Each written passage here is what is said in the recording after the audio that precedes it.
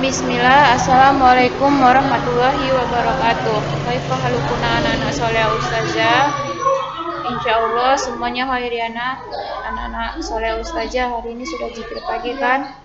Apabila ada yang belum zikir pagi, maka zikir pagi terlebih dahulu, baru mendengarkan ya materi yang ustazah berikan ini. Baiklah anak-anak ustazah, kita masih di tema 6 yaitu energi dan perubahannya, masuk ke subtema 2 perubahan energi, mata pelajaran PPKN tentang hak dan kewajiban memanfaatkan sumber energi. Di sini ya ada kompetensi dasar yang harus kita capai. Ya, yang pertama itu ya KD 32 tentang mengidentifikasi kewajiban dan hak sebagai anggota keluarga dan warga sekolah. KD 42 itu dia menyajikan hasil identifikasi kewajiban dan hak sebagai anggota keluarga dan warga sekolah. Ini adalah kompetensi dasar yang kita capai. Energi adalah nikmat Allah yang berguna bagi kelangsungan hidup. Semua orang berhak memanfaatkan energi tersebut. Namun, ketika memanfaatkannya harus dengan bijak dan bertanggung jawab. Memanfaatkan energi dalam tubuh. Energi yang ada di dalam tubuh harus digunakan untuk sesuatu yang baik dan bermanfaat. Contohnya ya, seorang guru yang sedang mengeluarkan energi ya atau tenaga untuk mengajar, ia mencurahkan tenaga agar murid-muridnya menjadi orang yang cerdas dan berguna. Ini contoh yang pertama ya, seorang guru. Contoh yang kedua itu ada seorang petani ya yang sedang menggarap sawah dengan penuh tenaga. Jadi energinya itu digunakan untuk mencangkul sawah dan menanam padi. Jadi petani ini ya berharap sawah yang digarapnya akan menghasilkan padi yang baik untuk masyarakat. Menggunakan energi untuk hal yang berguna merupakan suatu kewajiban. Jangan menggunakan energi untuk hal yang tidak berguna. Misalnya, ya, tenaga seseorang yang kuat itu digunakan untuk berkelahi, energi bunyi dari radio digunakan untuk mengganggu orang lain, atau energi panas api digunakan untuk main petasan. Jadi, ya, anak-anak ustazah, kita itu ya tidak boleh ya.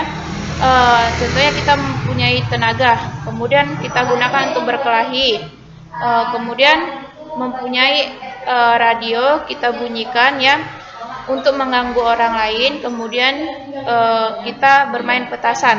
Itu tidak boleh ya, itu harus kita hindari ya. Jadi kita memiliki ya kita menggunakan energi itu untuk hal-hal yang berguna. Jangan seperti ini ya, yaitu berkelahi, mengganggu orang lain, dan bermain petasan.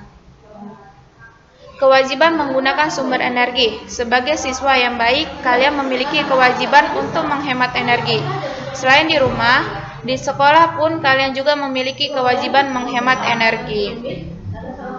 Memanfaatkan energi saat di sekolah. Kita ya berkewajiban untuk mematikan keran di toilet jika air sudah penuh dan saling membantu teman ketika kerja bakti. Dengan hal tersebut, kita sudah memanfaatkan energi pada tubuh kita dengan baik. Nah, di sini ya hindari kegiatan yang dapat merugikan seperti gambar ini ya nak, mencoret-coret papan tulis. Karena apa? Selain membuang-buang waktu, energi yang digunakan itu akan sia-sia. Kemudian ya, jika kalian melihat ya ini kipas angin yang tidak digunakan, sebaiknya matikan kipas angin tersebut agar listrik tidak terbuang sia-sia. Jadi ini contoh yang perlu ditiru dan ini yang harus kita hindari. Jangan mencoret-coret papan tulis. Kemudian apabila melihat kipas angin, maka kipas angin yang tidak digunakan maka segera dimatikan. Tubuh kita ya membutuhkan makanan dan minuman sebagai sumber energi. Jadi selain olahraga ya secara rutin, kita itu membutuhkan makanan dan minuman yang bergizi. Gizi yang terkandung di dalam makanan membuat tubuh kita sehat dan berenergi. Ketika tubuh kita sehat ya, kita itu tidak akan merasa lemas atau lemah. Jadi tubuh yang sehat mampu melakukan kegiatan yang bermanfaat. Jadi makanan yang baik untuk kesehatan tubuh adalah buah-buahan. Jadi ya di sini ya, orang yang berjasa dalam menyediakan buah-buahan adalah para petani ya, yaitu petani buah. Jadi di sini ya, sekalian ya diperhatikan gambarnya ya nak. Jadi para petani ini bekerja keras mengeluarkan energi agar buah-buahan yang ditanam berbuah lebat. Jadi tanamannya ini ya dirawat dan diberi pupuk dengan harapan ya tanamannya itu tumbuh subur. Ya, tanaman membutuhkan waktu lama ya hingga buahnya siap dipanen. Jadi ini ya setelah berbuah ya, ini gambarnya ya memanen buah. Jadi setelah panen, petani ini akan mengangkut dan menjual ke pasar. Jadi semua kegiatan petani itu membutuhkan energi. Oleh karena itu, ya kita itu wajib menghargai energi yang sudah dikeluarkan petani.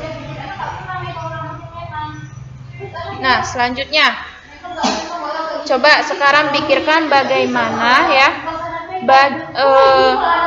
Ustazah ulang ya, coba sekarang pikirkan baju yang dipakai, mulai dari menanam pohon kapasnya sampai menjadi baju.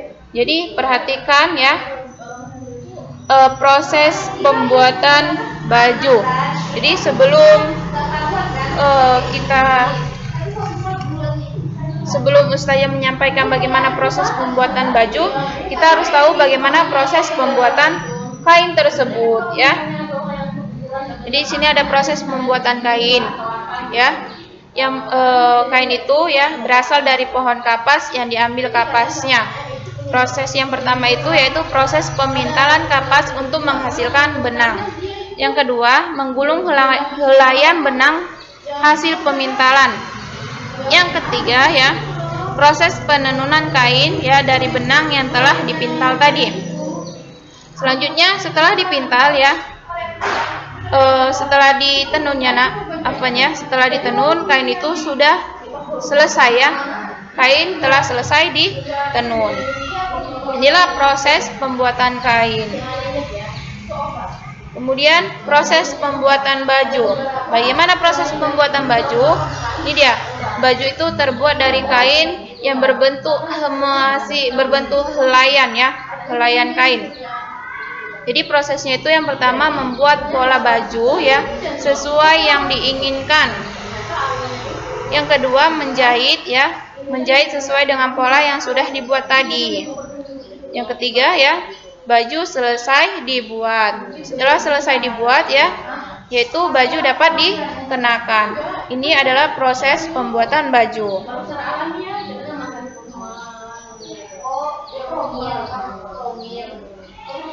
Nah, ini ya.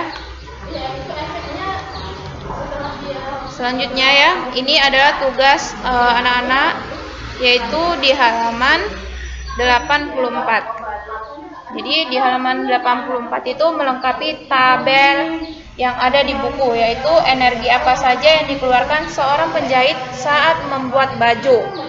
Kemudian ya, apa kewajibanmu ya terhadap pakaian yang kalian miliki. Ini saja ya tugasnya. Ya, alhamdulillah ya. Pelajaran matematika hari ini sudah selesai. Jangan lupa diulang kembali pelajaran yang sudah Ustazah berikan dan kerjakan tugasnya. Dan kita tutup ya. Sebelum itu ya, apa-apa saja yang sudah Ustazah berikan ya, Ustazah sampaikan materi hari ini, semoga bermanfaat untuk anak-anak. Dan kita tutup dengan membacakan doa kafaratul majelis. Subhanakallahumma wa bihamdika asyhadu an la ilaha illa anta astaghfiruka wa atubu ilaik. Wassalamualaikum warahmatullahi wabarakatuh.